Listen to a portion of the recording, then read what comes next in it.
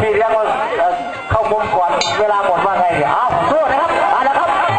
น้องไก่ก็ไม่ยอมต้องดูต้องเดียวต่อยซ้ายต่อยขวาต่อยขวาต่อยขวาน้องไก่ก็ฟาดหัวเป็นแง่มันตายไป3 ตัวตัดมาเป็นแง่ตากันเลย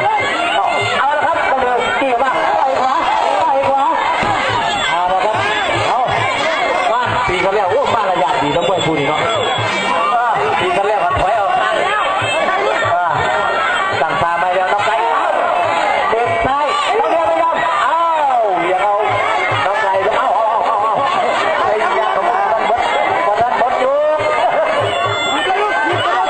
ะครับน้องไก่ถีบซ้ายไม่โดนเข้าเดียวตีขวาปัดขวามันระยะดีทุกคนเนาะจบต้องบนกลางเวทีวางไม้น้องเดียว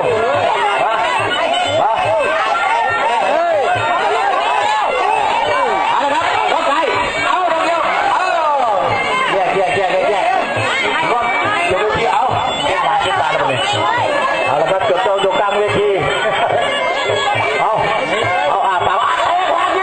ปากขวาจึงโอ้ตาคุยเนาะดูคุยเนาะไม่ธรรมดาตัวนี้เอาแล้วน้องไก่จบเจ้าอยู่กลางเวทีแนบหนากันกลางยกแล้วตัดขาไปขวาน้องเดียวไปครับไปขวา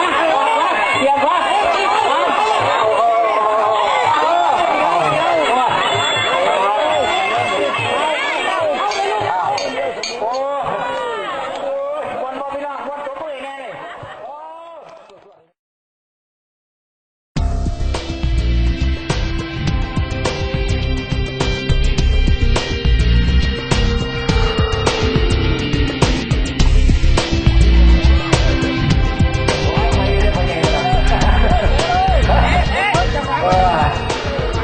สนุกสนานนะครับผู้ที่ออกไปก็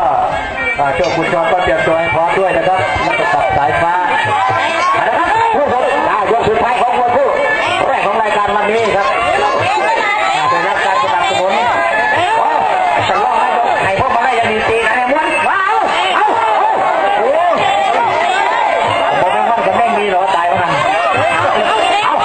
น้องเดียววิ่งจิ้วมากขวาไป3 ดอกแล้วพี่เลี้ยงบอกว่าถอยแล้วน้องไก่ไม่ยอมกันไอ้ขวาก่อนมาทับเกียร์แล้วแย่ผมมาแย่ลูกตีทันน้องไก่ตั้งท่าเขามาเบิ้ลกันมาตั้งท่าใส่กันด้วยกันเนี่ยเอาละครับน้องเดียวว่าไง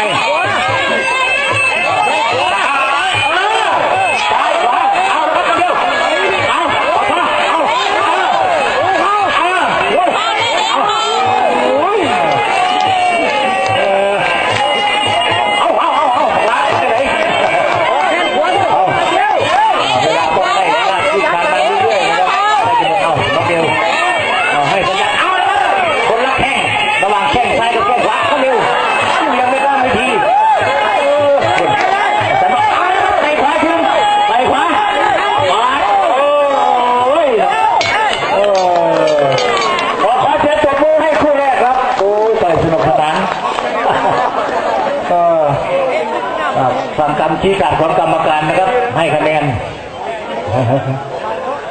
กรรมการทั้ง3 ท่านให้สัญญาณน้องเดียวเป็นฝ่ายกำใจรับรางวัลพิเศษครับ